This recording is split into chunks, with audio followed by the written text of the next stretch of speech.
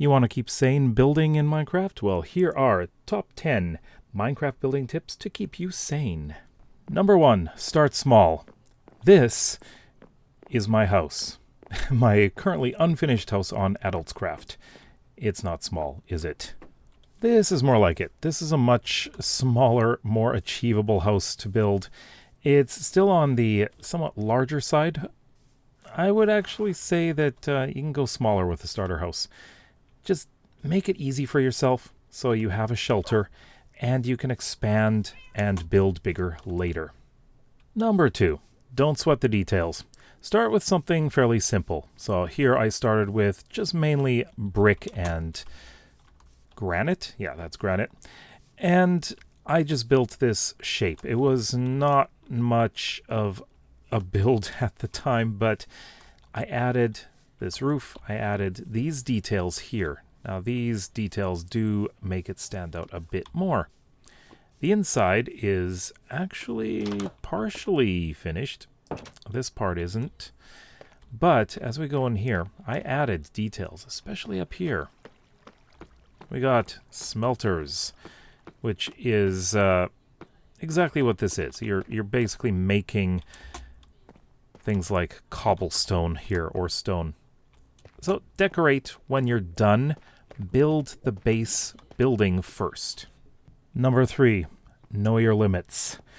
Don't try to build anything that's too big that will possibly burn you out. This project here is a fairly large one. I haven't burned out of it. Well, a later tip is going to give you a clue about what's going on here. But if you are building really, really big, that is going to be a challenge. Now, if you enjoy it, then go right ahead. But if you're not used to building a lot in Minecraft, if you're fairly new, go with something smaller, something achievable. Don't try to push it too hard because, well, you are going to burn out. Number 4, build with a theme in mind. Now, this is an industrial area for this turn of the century, that is 19th to 20th century. And it's an industrial area. As you can see, a lot of the builds have similar materials, a lot of reds and browns. Now, this makes it a lot easier to stay consistent with your building, and it looks so much better. It's really, really cohesive. Now, this can streamline building because you have all the materials, right? You're able to collect the materials much more efficiently if you have a system for these materials in particular. It does make it a lot easier. Number 5, choose a simple pallet. You don't want to be chasing after a large number of materials, especially if they're difficult to find. Now here, I use mainly trees. So I've got mangrove here. I've got cherry. I've got dark oak and some oak. Now, if you've got a farm or several tree farms, that makes it so much easier. But if you're going to be having things like a whole bunch of calcite or some other kind of material that is not as easy to find, you're going to have a bit more trouble. But go right ahead if you want. But if you keep things simple, it's so much faster and so much easier to build. Number 6, build automated or semi-automated farms so that you can gather materials much more easily. Now, for example, this one here is a clay farm.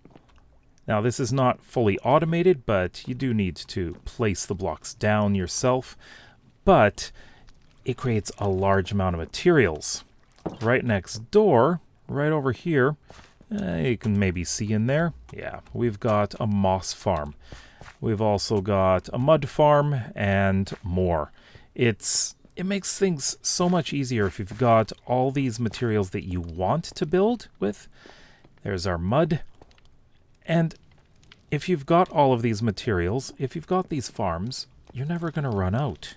Number 7, if you're tired of building on one thing or in one area, so you want to change your style, go right ahead. Move somewhere else.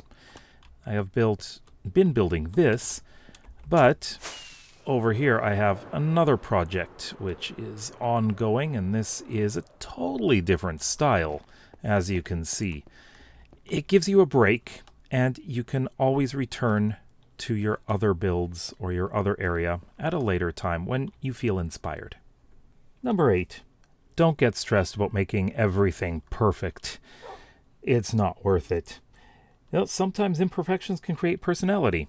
Like, for example, here, I decided to do something a little bit different here, but when you go inside, let's take a look and ignore the clutter in here. I pretty much use this as storage. But what we get is this. That doesn't seem right, does it? But it can be covered up. And it's really kind of an interesting little bit there. It's personality. Number 9. Plan ahead. Or don't. It's up to you. In this case, I am planning. I am planning where to place a lot of the houses and businesses and everything in this city. It does make it a little bit easier for me to visualize how I want things to look, and it also can give you more ideas about what to build. So you can actually go through and place signs down saying, I want to build something here, I want to build a library here, I want to build a house with a bakery here, and so on. And you can also figure out where you want to put the roads. And that really does help. Now, for some people, you might just want to wing it and not do any kind of planning and just build organically. That is your choice. And with that said, number 10. Don't work on too many projects at once. I would not start one and then start another and then another and another and another and not finish them. Not in this world. Absolutely not. I get nothing done. This can ruin your flow and kill your creativity. It can frustrate you. It can just totally kill the world. And that's something you want to avoid. Try to work on 1 or 2 projects at a time.